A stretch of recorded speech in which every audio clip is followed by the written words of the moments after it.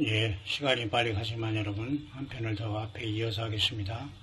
그래서 이 아침 우리가 2017년 8월 14일 새벽에 주님과 기도하며 잠시 묵상을 대한민국 우리 욕단의 후예들과 같이 나눕니다. 제가 표현하는 욕단의 후예라는 것은 거창한 무슨 개인의 슬로건이 아니라 우리의 뿌리는 바로 성경에 있고 벨렉의 두 아들 중에 그 에벨의 두 아들 중에 벨렉과 욕단인데요. 벨렉은 초림 주님을 맞이한 유대인, 그리고 재림과 공중의 그 영접을 우리가 증거하는 민족의 대표적인 민족으로 대한민국의 욕단의 후손을 선택하는 차원에서 우리는 욕단의 후예라는 말을 저는 좋아하고 쓰기를 좋아합니다. 그래서 제가 오랜 세월 동안 한국에 2001년에 해외 선교를 나가서 정말로 나그네처럼 살다가 오직 주님 때문에 생존하다 지금 복귀한 이유도 전혀 저는 그 주님의 휴거를 기다리고 함께하는 그러한 온전히 그 이유로 다 여기 나왔지 아무런 다른 이유가 있을 수 없어요. 저는 여러분도 그렇게 주님을 사랑하고 따르겠지만 시간적으로나 제가 뭐 선교지로 옮기고 이렇게 오가는 것도 모두가 다 예수님을 만나고 공중에서 주님을 영접하는 거에 모든 초점이 다 저는 맞춰진 무명의 주님을 사랑하는 사람일 뿐입니다. 그런 사람이 지금 2017년 8월 14일 새벽을 잠깐 이제 여기서 맞았는데요.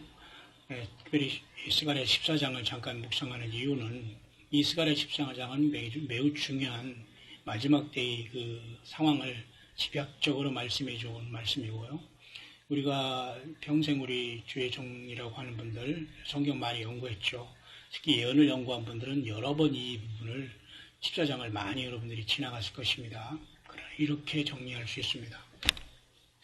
특별히 욕단의 후예로서 재림의 그 휴거를 준비하는 종족으로서 욕단의 후예가 이제 세계 휴거의 그 모든 것들을 나팔에 불다가 모든 무용교회가 떠난 다음에는 야곱의 환란을 통해서 급속도로 예루살렘을 향합니다. 모든 게 우리는 영적으로 진짜 본향을 향해 갔고 그 하늘의 본향의 그림자인 예루살렘이 이 땅에 아직 여전히 남아 있습니다. 이건 상징적인 거예요. 하늘의 예루살렘이 우리로 본향이 있는데 그 본향의 그림자가 이 땅의 그 육신의 우리 형제의 나라인 벨렉의 후손인 이스라엘이 초림의 재림을 감당하고 초림의 재림을 십자가에 못 박은 이후에 고통을 당하다가 야곱의 환란을 통해서 급속도로 저들이 민족대로 구원을 받을 때 또 예루살렘이 등장하는 겁니다. 하늘의 본향인 예루살렘이 있지만 그림자인 이 땅의 예루살렘이 주님의 남은 그 고난과 남은 주님의 그 흔적을 가지고 두 증인의 사역을 통해서 완성해 나가게 되는 겁니다. 그래서 스가랴서 14장 4절은 그날의 그 이발이 하면서 이미 이것은 1900 우리나라가 남북이 나눠진 이 사건이 있지 않습니까? 그래서 이 남북이 나눠진 이 사건을 주님께서는 이 말씀으로 보고 있습니다. 그래서 많은 사람들이 여기서 이해가 안 가겠지만 여러분들이 잘 한번 그 성령 안에서 과연 그런가로 잘 마음을 오픈하고 들어야 됩니다. 그래서 남북 간이 지금 이렇게 갈라진 것도 다 주님의 재림과 연관이 돼 있고 그 재림을 기다리게 하는 하나님의 그 섭리 가운데 우리나라가 이렇게 갈라져 있고 지금 이렇게 욕단의 후예들이 마지막 해산의 고통과 진통 속에 있다는 겁니다. 여러분, 그러다면 여러분 이제 보세요. 오늘 날짜가 2017년 8월 14일이죠. 그렇습니다. 그러면 이제 무슨 코코바빈이 무슨 뭐 하면서 예를 들면 뭐 일루미나이트가 어떻다 하면서 여러분 보세요. 오늘 전쟁을 한다고 했죠. 일루미나이트가 오늘 전쟁을 일으킬까요?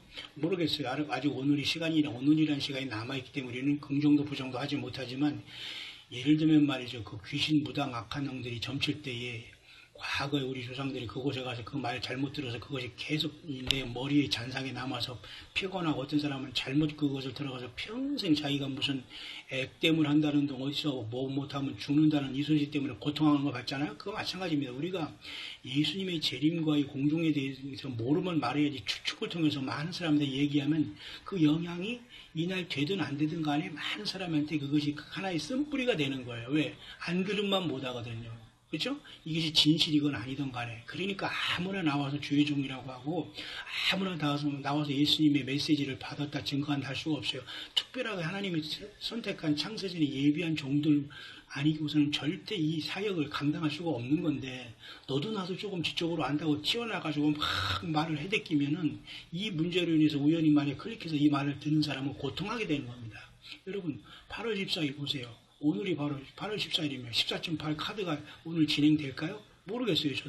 저도 몰라요. 오늘 아직 하루가 이제 시작되고 있으니까. 그렇죠? 그렇지만 이렇게 하나님께서는 역사하실까요? 예, 더 중요한 것은 예수 그리스도께 모든 초점을 맞추고 그분이 사랑 안에서 지금 열매 맺고 신부 단장하는 게 중요한 것이지 이런 것에 어떤 무슨 조그만 거 뭐 지식적인 거 하나 알았다 풀어뒀다 무슨 비밀을 알았다 이게 중요한 게 사실 아니거든요.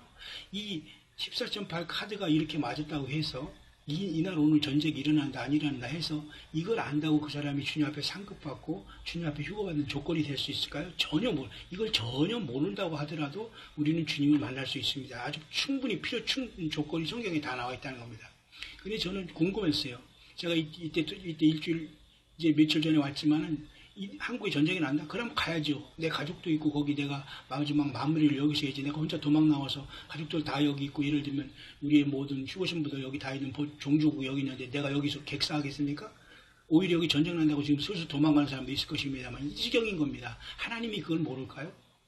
진실하지 못하고 신실하지 못한 사람은 다 도태되는 겁니다. 이 세상에 남는 거죠. 그렇다고 흩어져 있고 외국에 살아가는 어떤 우리 나는 괜찮겠지. 미국이 살고, 멀리 살고, 아프리카, 케냐, 저기 어디 그냥 시골에 몰래 이제 살고 있으니까 나는 안 죽겠지. 모든 게 전 세계적이라는 겁니다. 예? 전 세계적이라는 거예요. 그렇게 우리 사람들이 참 손바닥으로 하늘을 가리는 이 시대를 우리는 살고 있는 거죠. 그래서 오늘 우리가 스가랴 14장 4절에 남과 북이 절방으로 나누는 이 사건을 말이죠. 주님의 지상재림을 얘기하는 건 분명히 사실입니다. 1차적으로. 근데 이것으로 보면 우리가 안 돼요. 그러면 이것은 유대 땅 이스라엘에 주님이 지상재림하는 거 분명히 나타나는 것이고 아마겟돈 때 이 땅으로 분명히 주님은 아마겟돈 때 땅에 이렇게 서시지는 않거든요. 그의 발에 예루살렘과 동편 감남만 서신다. 이건 굉장히 하나님의 영적인 깊은 의미가 있는 겁니다. 아마겟돈의 공중에서 아마겟돈의 그 무기도 상공에서 다 진멸되기 때문에 그리고 이 지구는 성경에 보니까 완벽하게 그 천년왕국이 지난 다음에 소멸되지만 새하늘과 새 땅이 오기 전에는 소멸되지만 1000년 동안 더 이 지구가 지속될 건데요.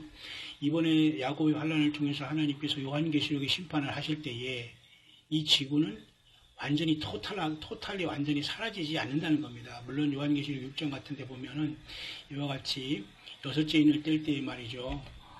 하늘이 큰 지진과 해가 총당받치고 온달이 피같이 되고 하늘의 별들이 무화과 나무가 대풍을 내려서 과실이같이 떨어지고 하늘이 조기충이같이 말린같이 떠나가고 각산과 섬이 제자리에 옮기움에 막 이러니까 지구가 완전히 박살날 것 같지만 박살을 나지만은 1000년 동안 더 하나님이 회복해야 되기 때문에 다니엘 12장 말씀대로 1335일이 후 3년반부터 지나거든요. 그럼 1260일이 지난 75일이 휴거가 되고 주님께서 재림하셔서 75일이 지난 다음에 천년왕국이 시작되는데 그 75일의 기간 동안 이 야곱의 환란 동안에 깨어지고 심판된 이 지구가 회복되는 시간으로 봅니다. 여기까지 여러분 이해하시는 분도 있을 겁니다. 그렇기 때문에 이 지구는 완전히 깨지지가 않아요. 왜? 하나님의 심판 속에 처참하게 돼. 그러니까 인간들은 생명 있는 인간들은 모두가 다 심판을 받게 되는 거죠. 그래서 이 천사가도 이 나팔을 불 때 말이죠. 거의 그 3분의 1씩 이 땅을 치게 되는 겁니다. 그죠? 수목의 3분의 1, 바다의 3분의 1, 강들의 3분의 1, 해의 3분의 1. 그렇기 때문에 완벽하게 이 지구를 심판하지만 주님께서는 자연계를 남겨놨다. 이걸 회복하셔서 천연왕국으로 주님이 들어가게 하시는데 이 아침에 왜 제가 그렇게 그것을 잠깐 언급했냐면 그것은 우리가 스가랴서를 볼 때에 스가랴서는 치열한 아마겟돈을 통해서 하나님께서 그 세상을 심판하시는 사건이 이것이 나타나는 장이거든요. 여기에 보면 이 남북간이 이미 하나님께서 남북으로 나눠진 상태에서 주님께서 1992년 10월 28일 공중강림을 집행하신 날이 우리가 10월 28일 1992년 요구를 얻어먹고 휴거가 땅에 떨어진 말이죠. 그런 시절이 된 겁니다. 우리 대한민국 사람들은 정신 차려야 됩니다. 그 다미선교회라고 해서 이단이라고 해서 그것을 지금도 여전히 이단이다 에러라고 이렇게 헛소리하면은 절대 이 나팔절과 속죄절과 수장절이 풀어지지가 않아요. 유대력의 7월 1달보다 2달 후인 10월 28일 날 일어났지만 하나님은 예수님 메시지를 통해서 그날을 내가 공중강림을 집행한 날로 봅니다. 그래서 이 남북으로 갈라진 이 사건도 이것은 1차적으로는 예수님께서 아마겟돈으로 재림하셔서 심판하실 것을 나타내지만은 영적으로는 대한민국이 이르같이 재림 직전에 공중재림 직전에 남북이 갈라져 첨예하게 대립할 것을 나타내지면서 이 주님께서 이곳을 통해서 역사하신다는 겁니다. 지금 남북 현실이 바로 극과 극을 여러분 나타내주고 있지 않습니까? 바로 그것입니다. 온 세상의 뉴스 초점이 대한민국에 지금 이렇게 지켜보고 있지 않습니까? 그래서 이 굉장히 깊은 말씀이 사실 이 스가랴서에 나와 있기 때문에 우리 같이 수십 년이 계시록을 보고요, 예언을 솔직히 말해서 이렇게 본 이런 사역자들이라고 해도 결코 이것은 지식적이거나 논리적으로나 많은 해석을 통해서 해석이 안 가요. 그냥 하나님께서 그렇게 해석해주면 그 해석을 따라갈 수밖에 없습니다. 그래서 주님께서 욕단의 교회로서 이 남북이 갈라진 것도 스가랴 14장 4절로 보고 있다는 걸 여러분들이 한번 깊이 이 말씀을 보셔야 됩니다.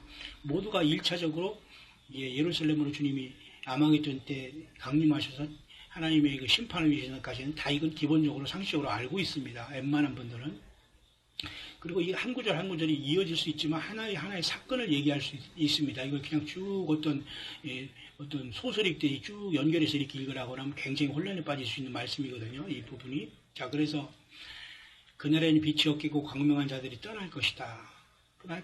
밑도 끝도 없이 여기서 또 이 말씀이 나오는데 이 말씀을 또 주님은 이 그날이라는 것은 휴거의 날을 또 얘기합니다. 그날에는 빛이 없겠고 광명한 자들이 떠날 것이다. 우리는 이 세상에서 보잘 것 없지만 하나님 보기에는 우리가 가난하고 그리고 처절하게 살고 있지만 내 궁핍과 가난을 나누니 실상은 내가 부유한 자니라라고 서문하기 위해서 주님께서 인정하신 것처럼 뿐만 아니라 이름이 있다고 하는 사대교인은 너는 실상은 죽은 자라고 주님이 판단한 것처럼 이 광명한 자들은 지금 휴거를 준비하고 휴거를 전하고 예수님을 맞을 준비를 하면서 기름 준비하면서 외치는 주의 종들과 휴거 신부들과 그 모든 휴거를 사모하는 그 주님의 몸된 교회를 신부를 포함한 모든 휴거 성도들을 얘기할 수 있어요. 그래서 그 광명한 자들이 떠날 거예요. 이렇게 보니까 이 말씀이 계시록 그 다음에 스가랴 14장은 그렇게 쉽게 그 아마겟돈으로만 치부해서 딱 해석으로 끝나고 덮어둘 게 아니라는 겁니다. 뿐만 아니라 여호와의 아시는 한날이 있으리니 낮도 아니요 밤도 아니라 어두워 갈 때 빛이리라. 이것도 여호와의 아시는 한날이 바로 휴거의 시간입니다. 그 타임과 그 날과 그 시는 주님만이 결정하신 거예요. 그러나 절기로는 그렇게 오래 가까이 와 있다는 겁니다. 올해는 이 세상이 이 세상이 주님이 부활 승천하신 뒤로 성령으로 오셔서 지금 2000년 어간에 말이죠. 가장 그런 시간이 가까운 날로 저와 여러분들이 보고 있는 겁니다. 이것에 대해서 이의를 제기할 사람은 아무도 없는 거죠. 결국 이 여호와의 하시는 한 날도 결국 휴거의 날로 보는 겁니다. 그날도 역시 휴거의 날로 보고, 물론 이것은 이보다 앞서는 주님이 아마겟돈에 후에 오셔서 지상 강림으로 이 천년왕국을 세울 때도 되겠지만 이건 먼저 영적으로 천열매들이 하늘의 장자권을 받은 그러한 주의 종들이 이 땅을 빠져나가는 휴거 사건으로 볼 수 있다는 겁니다. 그날의 생수가 예루살렘에서 솟아나서 절반은 동해로 절반은 서해로 흐를 것이라 여름에도 겨울에도 그러하리라. 이거 당연히 천년왕국이 이루어진 나라를 얘기하겠죠. 그러나 영적으로는 말이죠. 지금 대한민국의 하나님께서는 예수님 메시지 말씀이 생명수로 계속 그리 시냇가에 그죠? 엘리야가 말씀 중간에 피곤하고 지쳤을 때 그 시냇물은 하나의 엘리야가 이 땅에 완전히 기근이 되었을 때 그리 시냇가에 물을 먹고 생존하듯이 이 생명의 수의 말씀, 예수님 메시지 말씀이 휴거 때까지 계속 선지자를 통해서 대한민국에 지금 공급이 되고 있거든요. 이러한 사실까지 따라온 자가 복이 있는 겁니다. 여기까지 이해를 못하고 따라오지 못하는 분이 너무 많기 때문에 다 선별이 되고 분별이 되고 각자 차원과 서열과 이런 것들이 정해지는 거죠. 그래서 예루살렘을 친 모든 백성이 여호와께서 내릴 재앙이를 하니 결국 아마겟돈이잖아요. 그래서 오늘도 대화를 하는 그 목사도 그러더라고요. 아토믹 bom이 히로시마 나가사키에 떨어진 그것이 아니라 이제는 수소폭탄이다, 중성자탄이다 얘기하더라고요. 당연하겠죠. 이제 그런 것들이 다 원자탄이 아니라 그보다 더한 악한 것들이 다 튀어나올 겁니다. 바로 이것이 그거예요.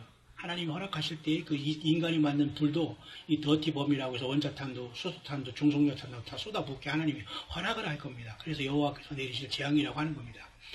그죠? 섰을 때 살이 썩으며 그 살이 썩으며 그 눈이 그 구멍 속에 썩으며 이게 혀가 그 입속에 썩을 것이요. 이것이 얼마나 처참 하나님을 욕되게 한 모든 것들이 심판을 받게 되는 겁니다. 그죠?